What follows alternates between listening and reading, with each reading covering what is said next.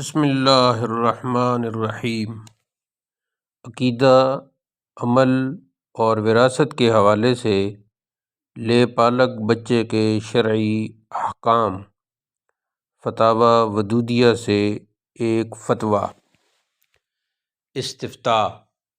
کیا فرماتے ہیں علماء و مفتیان دین اس مسئلہ کے بارے میں کہ ایک شخص جس کے 4 بچے ہیں، اس کا ایک ایسا رشتہ دار جس کی اپنی اولاد نہیں ہے، وہ مذکورہ شخص کو کہتا ہے کہ ایک بچہ مجھے دے دو، تو شریعت کی روح سے ارشاد فرمائیے کیا یہ شخص اپنا بچہ اپنے اس رشتہ دار کو دے سکتا ہے یا نہیں؟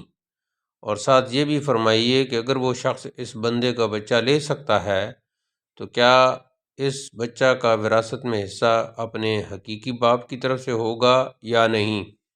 یہ بھی فرمائیے کہ جب وہ بچہ سن بلوغت کو پہنچ کر برائی کی طرف یا بد عقیدہ ہو جائے تو کیا اس کا گناہ اس کے باپ پر بھی ہوگا یا رشتہ دار یا وہ رشتہ دار جس نے مذکورہ شخص سے بچہ لیا ہے اس پر گناہ کا وبال ہوگا؟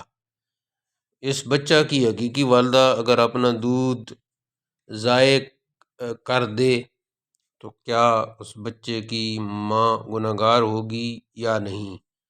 تفصیلاً ارشاد فرمائیے۔ بینوا وتوجرو، مستفتی نیاز محمد ولدشیر محمد، سنجوال کینٹ، اٹک۔ الجواب بعون الوہاب جل جلالہ۔